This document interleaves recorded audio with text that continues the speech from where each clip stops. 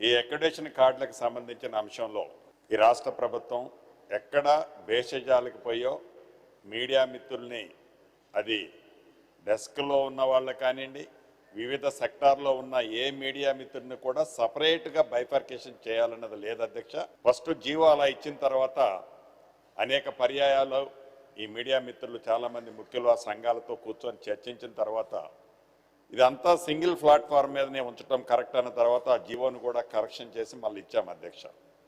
రెండవది, ఈ మీడియా మిత్రుల్లో ఏదైతే కొంతమందిలో కావాలని కొంతమంది ఒక అపోహలకి గురి చేస్తున్నారు అధ్యక్ష. ఇక్కడ ఎక్స్ని ఇబ్బంది పెట్టాలనో, వైని ఇబ్బంది పెట్టాలనో, జడ్డుని ఏదో కష్టపెట్టాలనో ఈ ప్రభుత్వానికి మీడియా మిత్రులలో లేదు అధ్యక్ష.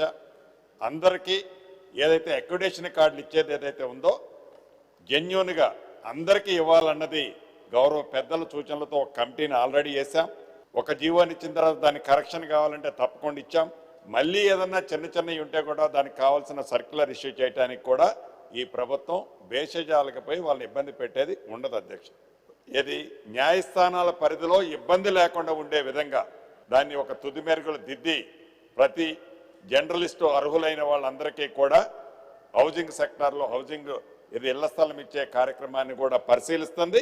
100కి 100% దాన్ని పాజిటివ్గా చేయాలని ఈ ప్రభుత్వం చూస్తుంది అధ్యక్ష.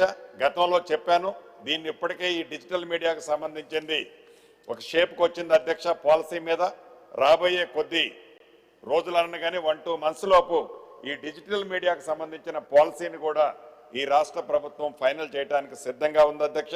అదే రకంగా మీడియా మిత్రులకు రక్షణ కల్పించే దాంట్లో కూడా ఈ ప్రభుత్వం ఎప్పుడూ కూడా వెనకడుగేయదు. ఈ సమాజంలో ఉండే ప్రతి ఒక్కరికి ఏ రకమైన రక్షణ ఇస్తుందో మీడియా మిత్రులను కూడా ఫుల్గా రక్షణ ఇచ్చే బాధ్యత ఈ ప్రభుత్వానికి అధ్యక్ష ప్రభుత్వం తీసుకుంటుందని గౌరవ సభ్యులకి ఈ వేదిక ద్వారా తమరి ద్వారా వారికి తెలియజేస్తున్నాను అధ్యక్ష.